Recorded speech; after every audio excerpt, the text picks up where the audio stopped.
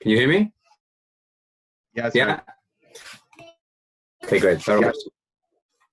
So with great Chesed Hashem, those in Eretz Yisrael were just zochet to fulfill the mitzvah of completing Sfiras HaOmer, the 49th day.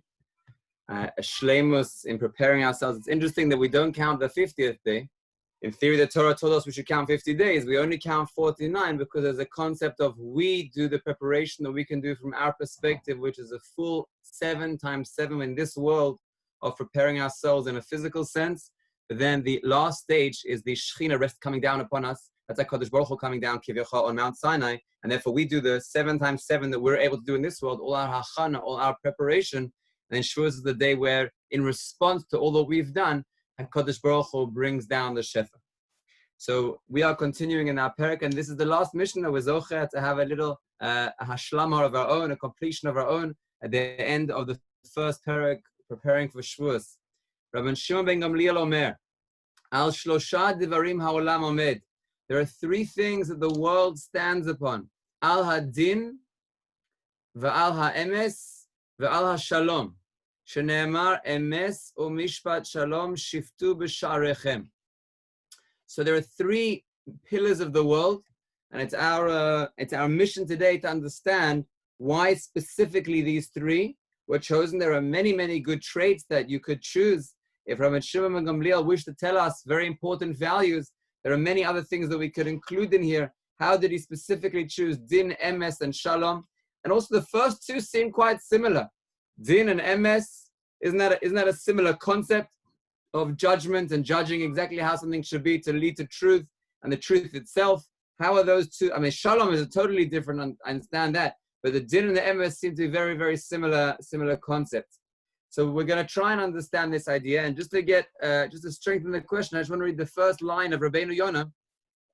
Rabbeinu Yonah says, Al Hadin, when he's explaining Din, Shiadun Din Emet La'amito. That's a phrase from Chazal, but that whole phrase, let's bring into question that phrase. What does it mean, emet la'amito? It's like if you would say in English, really, really, meaning the word really already means really. So when you say really, really, then what is the extra really adding? If we're talking about emes, then emes is the absolute truth. So what does it mean, emet la'amito? And especially we already have emet in this Mishnah. So it sounds like, just building on that idea of Rabbeinu Yonah, it sounds like there's something called din, which is in some way a super emes, emet la'amito. Whatever that phrase means, we have to clarify that. That's a super emes. And then you have the regular emes, which is stage 2. And then you have the shalom, which seems to be the last point. So we just need to get clarity in Rabbi Shimon ben Gamliel's words. What is din, with this commentary of Rabbeinu Yonah guiding us? What is emes? And what is shalom, and why these 3 are they taught together? What is the parallel of those 3? Is it a structure? Is there any structure that's being built to get an understanding? So I wish to, based on the Maharal, but also other ideas that I've discussed in the past, there are many 3s. And when you speak about 3, there are many different types of 3s that you could use, but I wish to use a 3 here, which we discussed, I think, last year on a Shabbaton in Tzvat at Shalosh Shudas. I want to go back to that idea that we discussed then, and I think it will be a very similar parallel and connect this in a very deep way. There's a Tur who is trying to address the question as to why on Shabbos davening, there's a different central bracha for Friday night davening, and a different central bracha for Shabbos morning davening, and a different central bracha for Mincha. Meaning on Yom Tov, tomorrow we're going to be davening Yom Tov. Be'ezrat Hashem, we will do the same middle bracha for all 3. Atah b'chatanu in the evening, Atah b'chatanu in the morning, and Atah b'chatanu in Mincha time. But when it comes to Shabbos, there's a different one for each. There's Atah Kadosh v'Shimcha Kadosh in the evening, which includes Vaychulu Hashemayim v'Aretz v'chol tzvak. And then Shabbos morning is speaking about a different topic. Yismach Moshe b'matnat chalko, the Luchos, Hashem, Vayshamru b'nei Yisrael HaShabbos, Asos HaShabbos. And then Mincha time is a totally different topic. Atah Echad v'Shimcha Echad. And the Torah is coming to address that question. There's also another question as to why, if you notice, I'm not going to this now, and I'm not going to answer this question now, but just pay attention that in the evening it says, V'yanuchu bah, and in the morning we say Vayanuchu bo, and in Mincha time we say Vayanuchu bam. I'm not going to address that point, but just notice that's also a difference which this Mahalach will answer. So what are these three stages? The Torah comes to address this question. And the Torah says there's three different prototype Shabbases, the major Shabbases. You call them the three Shabbases in history, which represent, when you're watching, when you're listening to a shiur, you know how you can leave a point and, come back to that point. So there's the point that was noted, the three major points of Shabbos that were noted. There was what the Torah calls Shabbos Bereshis and Shabbos Mashiach. And if you look at the content of what those different central brachas are speaking about, it's very clear. The Friday night davening, we speak about Vayachulu Hashemayim v'aretz v'chol tzva'am v'yachal Elohim b'yom hashvi. It's speaking about the Bereshis,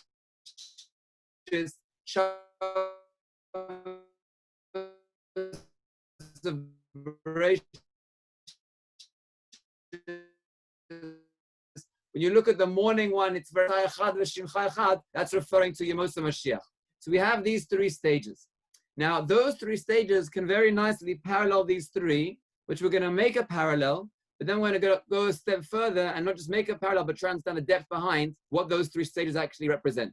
So let's look at the three. Rav Shimon ben Gamliel Omer, al shlosha devrim ha'olam omed. You want me to repeat that? With pleasure. So the three are Shabbos Bereshis, Shabbos Matan Torah, and Shabbos Yemos HaMashiach. Friday night davening, we speak about Bereshis, and it's very clear in the davening that we say Vaychulu Hashemayim. Shabbos morning, we speak about V'shamru B'nei Yisrael Shabbos, talking about when the Jews received the Torah. That's what we're going to speak about in the context of Shavuos. And Mincha time, we speak about the time in the Mashiach will come where there'll be a Shabbos La'asid Lavo. So now those three parallel beautifully these three ideas of Rav Shimon ben Gamliel, which I don't know if you heard it, so I'll repeat this point, which we're going to see how they parallel, but that will be an external, just noting how they parallel. But then we're going to, on a deeper level, we're going to see what it actually means and like why there's those three and why in this order and what the message is. So there are three things the world stands on. The first is din, the second is emes, and the third is shalom. Let's start with the first. That when HaKadosh Baruch Hu thought to create the world, he did not yet create the world with the midah of racham, which will enable the world to stand. Because the first chapter in Bereshis, it doesn't use Hashem's name of rachamim, it only uses Hashem's name of din. Bereshis bara Elohim et hashamayim ve'et haaretz, meaning it uses the name of din, the name of judgment. So the beginning of the creation of the world is a time, a name, a midah of Hashem's din. And that's the first point that Rabbi Shimon ben Gamliel is making here, is that the world stands on din. So we're putting that there. Again, what we're doing now is external. I know we're just aligning things. We're going to have a deeper insight as we go on. So the first point is the creation of the world parallels the first point that Rabbi Shimon ben Gamliel is making, and that's the din. Now the second point that it's making is Torah's emes. Moshe emes, Torah so emes.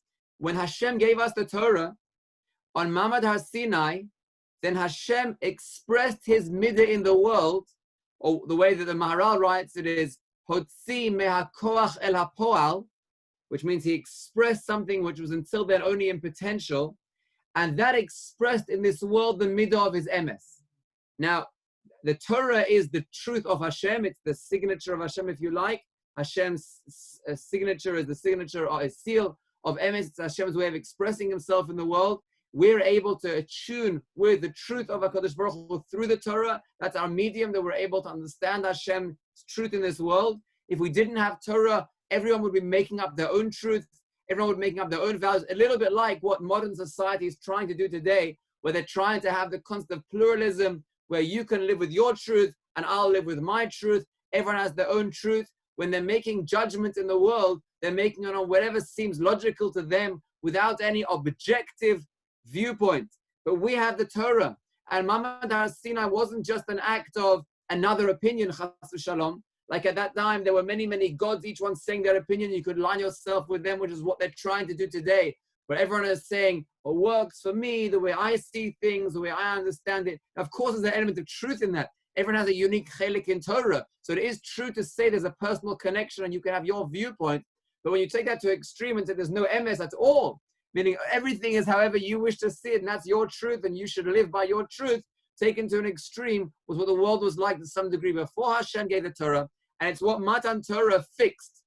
It was where we were given an objective recognition of truth, Hashem's truth, the emes of Hashem. And that is the second stage. When the Jews stood at Mount Sinai and they received Torah, they understood the truth of the world, to have an objective standpoint, an anchor, whereby you know what is objectively true, not what the Yetzer Hara ventriloquist gives you an idea of. Listen to my voice. You can go back to the Torah and see what the will of Hashem is and understand emes. Therefore, the second stage is the stage of emes. And the final stage, which you can clearly see from that third bracha that we say on Shabbos, Mincha time, Atay echad v'shimcha echad u'mikam echad Yisrael goy echad be'eretz, menucha, the concept of achdus and menucha, the prime example of that is shalom. The whole world leads to shalom. And it's very interesting to note that many processes that Chazal lay down end in shalom. Let's see that. First, let's go back to Torah first of all.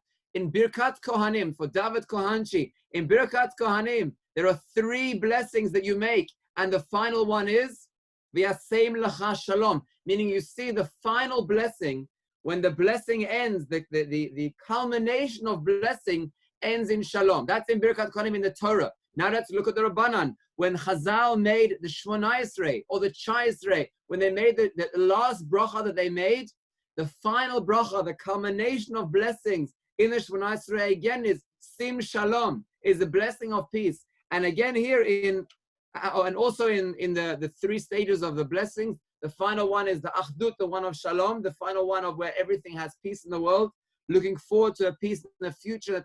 And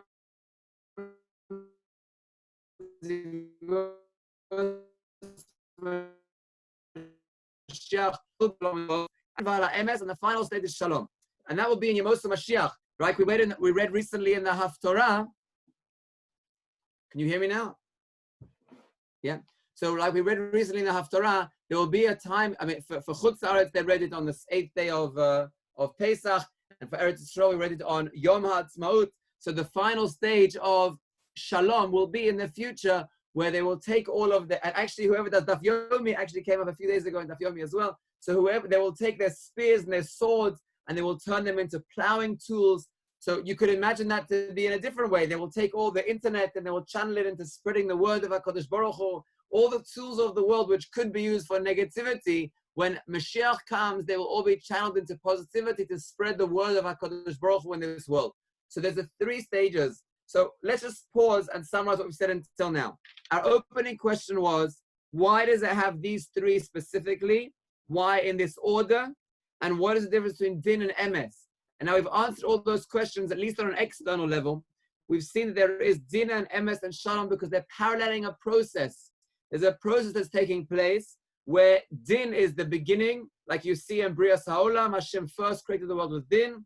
Emes is what gives structure, stability. It's the way we have objectivity, and we know what the will of Hashem is in this world. It's the middle stage in the process. And like we see, all processes always end with shalom. With Birkat Kohanim, Shmona Esrei, we're aiming towards a final peace. So that's the structure of the Mishnah.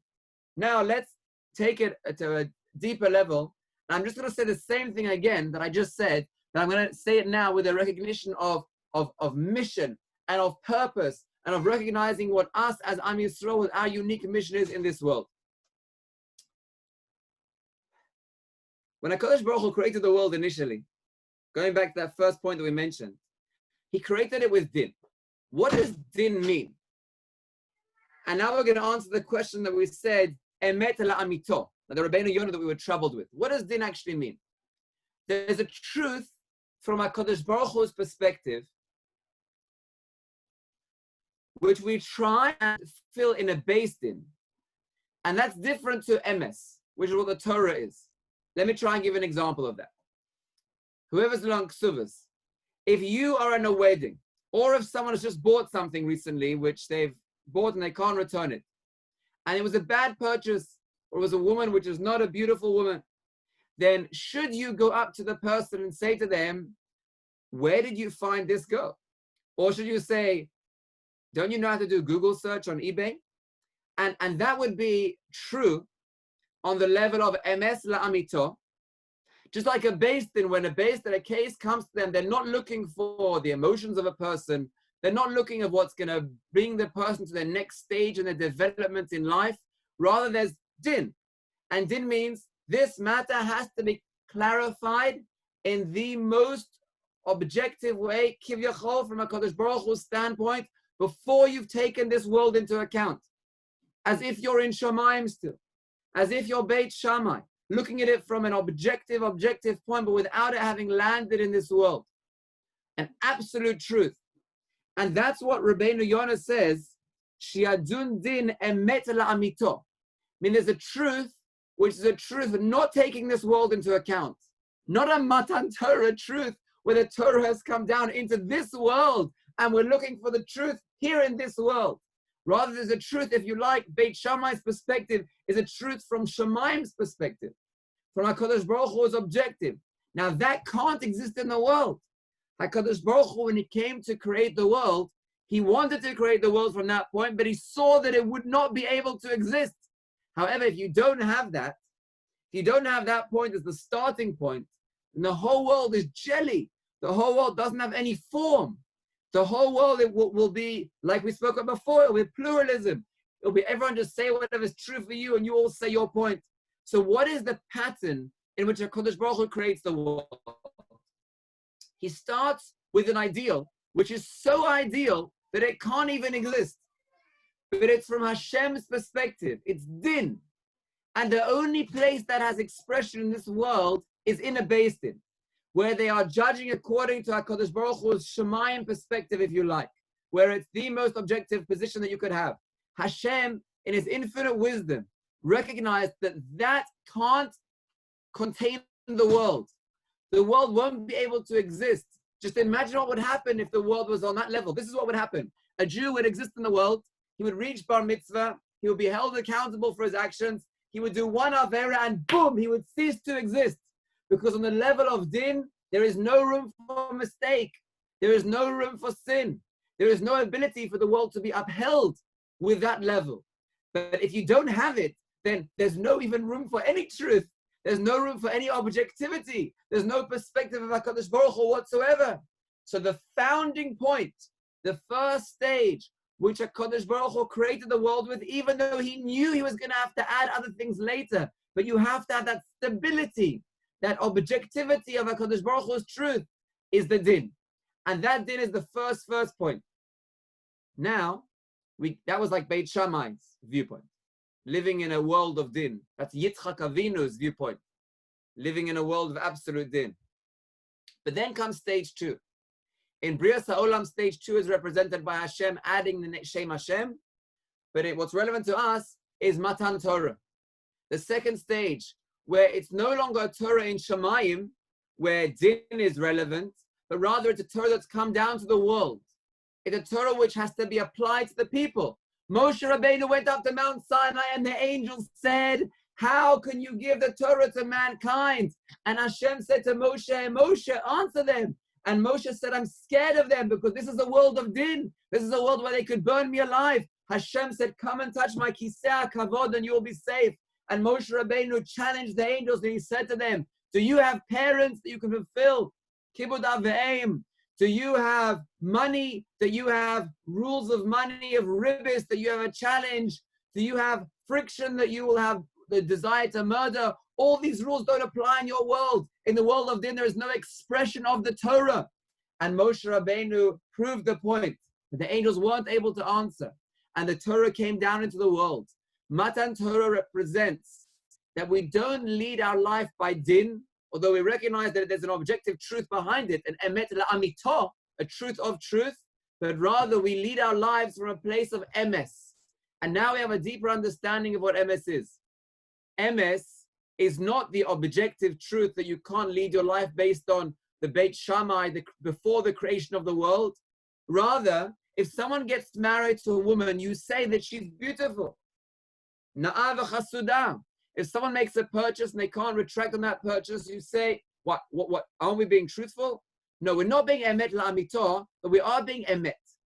Because the purpose of Torah is always the question, what is going to take me and advance me closer in my mission towards HaKadosh Baruch Hu? I haven't yet fully explained what that mission is, I know. We're going to get there when we get to Shalom. But the MS of Torah is an MS taking into account what will advance Kiddush Hashem in the world, what will advance Kavod Shamayim in the world. So there's an MS of Din, Emet La'amito, which the world can't stand on. And what happened at Matan Torah, what happens on Shavuos, is where the Torah comes into the world in a way that it becomes a tangible tool for us to be able to connect to HaKadosh Baruch Hu. And does that mean you should be makbid all the time and say it has to be absolute truth? No, you have to judge truth by what is going to bring a person closer to Hashem. That is the truth of the Torah. And you see that very clearly when you're learning Torah. There will be elements of Torah that you will learn which will sound like they're true, but they don't lead to any growth. So that is not a true point of Torah because it's not advancing you in your mission closer to Hashem. But there will be elements of Torah which will be true, and that truth of that element of Torah will advance you and bring you closer to HaKadosh Baruch Hu. And that's the point that you have to emphasize and focus on, and that will be your own personal Matan Torah, your receiving of Torah that will bring you close to Hashem. And that's the MS, the middle stage. Now, Really? I'm going to come back to that in a minute. Eli, yeah. Can you maybe clarify that last point? When you identify with a piece of what you're learning, so what does that mean that it's not really true regarding you? What does that mean by that? There will be times where you'll learn a point of Torah and you'll read something which is harsh. And you'll say, is that what I have to fulfill? Is that how I have to fulfill it? And you sense that if you try and fulfill what you've just read in the way that you've just read it, it's going to make you distant from Hashem. It's going to push you away. It's going to make you feel disconnected from HaKadosh Baruch Hu. So there's some element where it may be objectively true, but if you try and hold on to that, it's going to make you far away from HaKadosh Baruch Hu. Then you know that that's not your chelik in Torah. That's pushing you away. Let's say, I'll give you a very down-to-earth example. Let's say someone says to you that in order for you to learn well,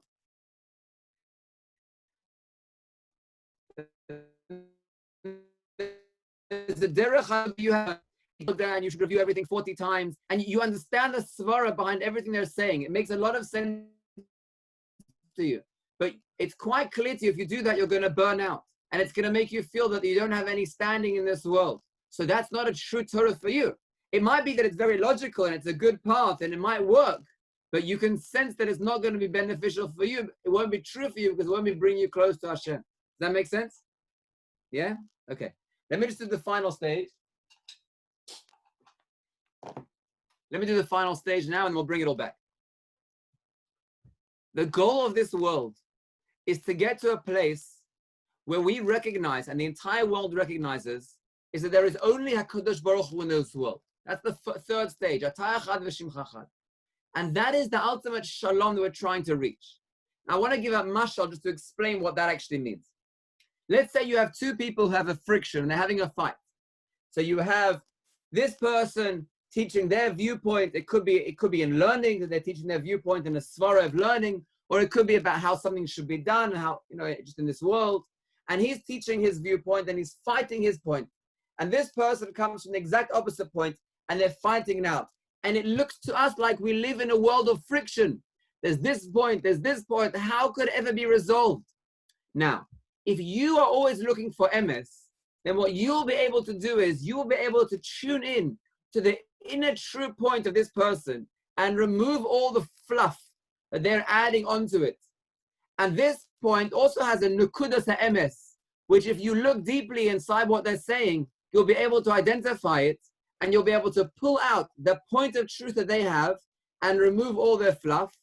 And then when you have just the garin emet, just that core truth that they are teaching, then you'll see there's no conflict.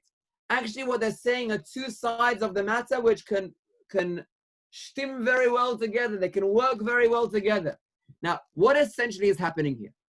People take a point of truth and they build and build and build on it until that point of truth, although it starts in a point of truth, takes a life of its own as if it's a full entity. And that's what the other person does as well. And then there's no way of resolving it. I don't know if anyone here has ever learned gishur. I don't know how you say gishur in English, but conflict resolution. The main tool that you do in conflict resolution is where you try and understand the inner need of what this person needs and the inner need of what this person needs. And then you show them how they're not even arguing, but there's a way of resolving both of what their inner needs are. Now, this point is only works from a Torah perspective, because if you believe that HaKadosh Baruch Hu is one, Shema Yisrael Hashem Elokeinu Hashem Echad, ultimately everything in the world emanates from one, and ultimately everything will lead to a oneness, then this principle will work. So all the people who work in conflict resolution, they believe in Hashem, they believe there's a oneness in the world, they believe everything can be unified, they just don't recognize that's the source of everything they're preaching comes from. So what do? They say, well, all the fluff you can move, and the Nekudas HaEmes, actually your inner deep need is this. And the guy says, yeah, I guess. Yeah, that's my inner need. And so to you, well, if that's the case, look how you can both work together in harmony, because if once you remove all what you did to me 15 years ago, and that means in 10 years it's going to lead to that, and you remove all those points, and you just get what the inner need is, you're able to see how everything works in harmony together. Meaning when you learn Torah, and it trains you how to look for the truth of the matter, which we're understanding now to means the God factor in the matter, where HaKadosh Baruch Hu was expressed in any given point, you're able to get to a shalom. Because you're able to recognize how it's not actually conflicting. Actually, when you come from Hashem's perspective, then everything has a place and everything has a harmony, and there's a cycle how everything works together, and there's no conflict at all. And that is the path that we're working towards. So let us just summarize the completion of what we said until now. When HaKadosh Baruch Hu created the world, he created the world from a place of din. That din, that's the first stage of Rabbi Shimon ben Gamliel. That place of din is raw Hashem. Hashem in the place which wouldn't be able to exist in this world. But we need it as a first stage so there will be an objective underlying truth. Stage one. Now stage two. HaKadosh Baruch Hu hands it over to us and he gives us the Torah. And he says to us, it's in your hands now. Moshe Rabbeinu brings down the Torah from Sinai to Am Yisrael and says, now it's in your hands. Clarify the truth. And the way that you clarify the truth is by always looking for what's going to bring you close to HaKadosh Baruch Hu in a matter. That's the Nukudat HaEmet, the inner point of truth that exists in the world. And that's what you're doing when you're learning. When you learn a sugi, you're trying to understand what the svara behind Abai, what the svara behind Rava, what the svara behind this possible they're bringing, how can you learn it out, how can you dash it. You're always looking for that inner point of truth in every element of what you learn. And you are bringing the world to the stage of the eventual world by doing that. By you learning Torah, by you having your unique chelik in Torah, you're bringing the world to the ultimate stage of where eventually all those points of truth will be recognized. They don't conflict. There's no contradiction. Actually, they all work in a great harmony for the ultimate recognition of Hashem's Torah to bring us to a place of shalom. And that's what will be in the Yemot HaMashiach. In the Yemot HaMashiach, the Mashiach's arrival will be an era where we'll have a full understanding of the Torah, the absolute truth of the Torah, and there'll be no more conflict, because all those nukudot omet, all those points of truth, will understand them on such a deep level that you won't have the fluff anymore, that you'll be able to understand how they all work together. And real gedolim, people who have reached a very high level of Torah, that's the level of learning that they learn at. They understand how all elements of Torah interconnect and work together, and they look for contradictions between things that we wouldn't even recognize as a conflict, and they resolve them by saying, oh, let me refine it even further. The Nukudat HaEmet of this point is such and such, and so that it doesn't conflict with this point, now I understand it even in more depth.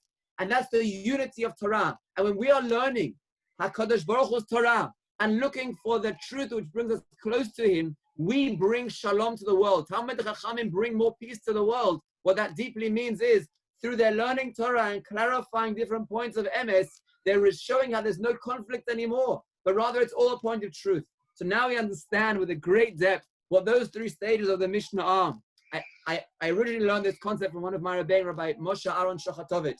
What these three stages are: din, stage number one; ultimate truth, objective, emet lamito. Then stage number 2, which we're currently in, especially on Matan Torah of Shavuos, which is our learning of Torah, clarifying the true point behind every element that we learn, which brings us close to HaKadosh Baruch Hu, which leads us to the final stage of Shalom, when ultimately we've learned well, HaKadosh Baruch Hu will rain down His Shekhinah on this world. We will see there's no more conflict, no more contradiction, everything works well together. I give everybody here a bracha. You should be zocher. The day of Shavuos is considered a Yom Hadin for your Torah, how your Torah is going to be over the coming year. On the night of Shavuos, or if it's very difficult for you to learn through the night, then the day of Shavuos, when you learn in the day, the main element of the day is to be showing HaKadosh Baruch Hu that Torah is your life and that Torah is important to you. And therefore, take an element of Torah that you can learn with a passion. It doesn't matter what you learn. It could be reviewing Bekiyos. It could be learning a new sugya. It could be learning some other area of Torah which you feel passionate about. But find some area that you wish to show HaKadosh Baruch Hu, I'm connected to your Torah. I love your Torah. And I wish my life to be a life of Torah. And then while you're learning, not in the middle of your learning, but ensure that you also included tefillah. You could do it during your Shemona Esrei of Musaf, Shacharis and Musaf, where you say a tefillah, HaKadosh Baruch Hu, help me to receive my chelik in Torah. HaKadosh Baruch Hu, expand my chelik in Torah, that I'll be able to learn more, that I'll be able to learn and understand what my unique chelik is. And the tefillah and the learning that you express on the day of Shavuos will determine for you the whole coming year what your chelik in Torah will be. Should be zocher to make shalom in the world through being marbitz Torah in the world and receive our unique chelik of Torah in the world. Good yontif. Be'ezrat Hashem, next week on Sunday, we will start the next parak. Thank you, Rabbi. Thanks so much, Ravi. Have a good yontif.